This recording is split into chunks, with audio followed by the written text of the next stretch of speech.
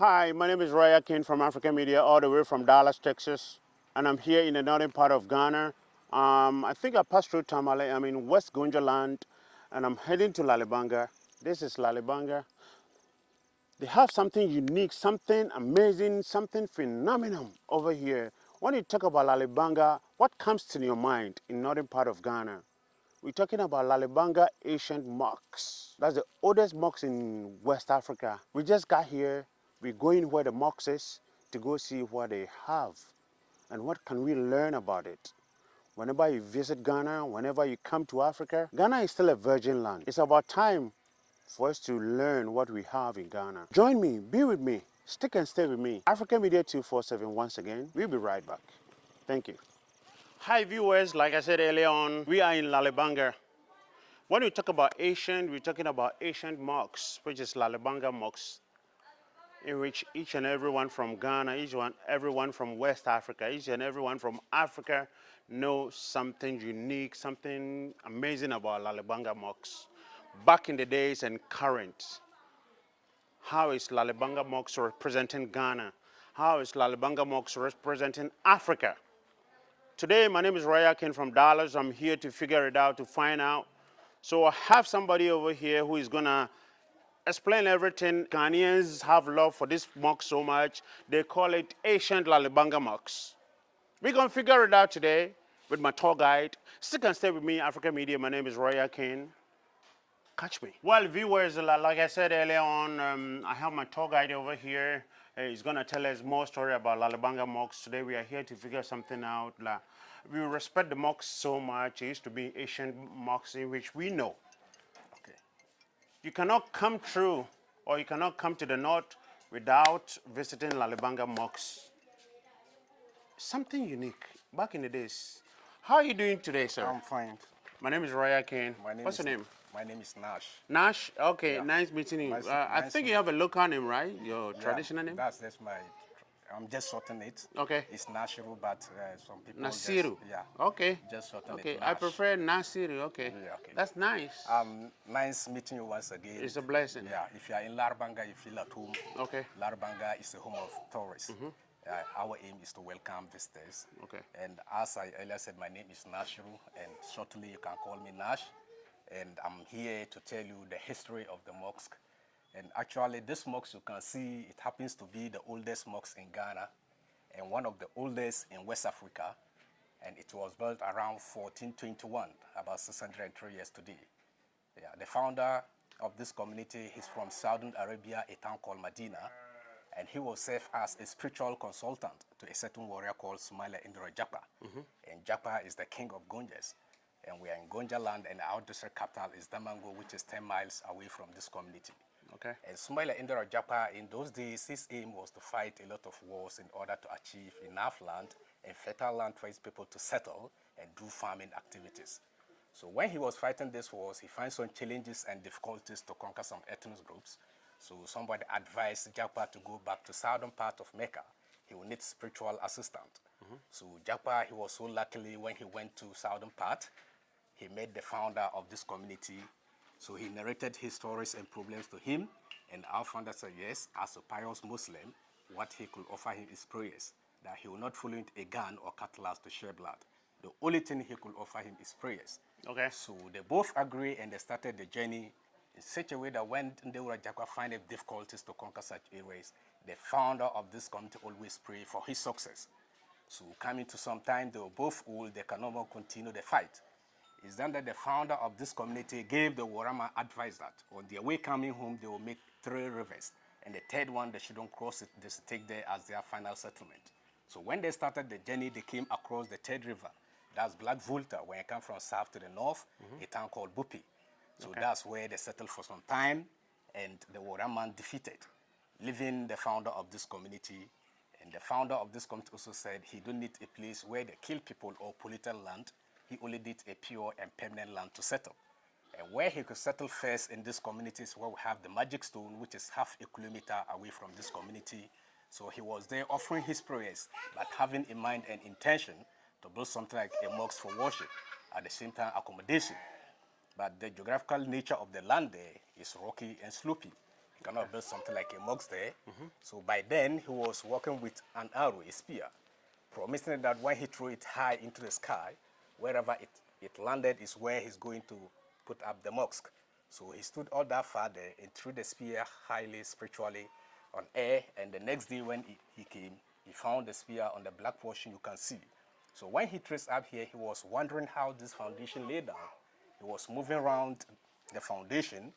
In the process of moving around, he saw a piece of booklet written Arabic form. He took the book and read, and he got to know that this is where God said he should put up the mosque.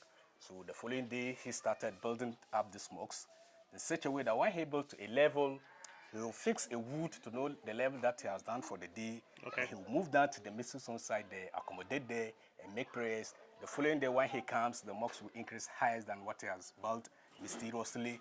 Anytime he built, it also keep on increasing systematically until the whole mosque was fully completed.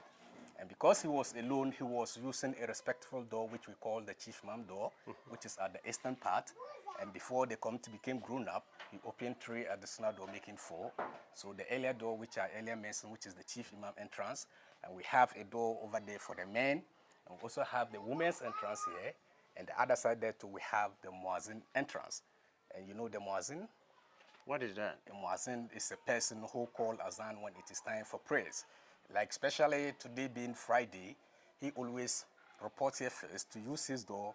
When he go inside, the right hand side there is a footstep like store building, whereby he normally march towards this tower. There is a door there out of the roof, and call azan with his natural voice, and the whole community will know that it's time for prayers, and they're all someone here for congregational prayers.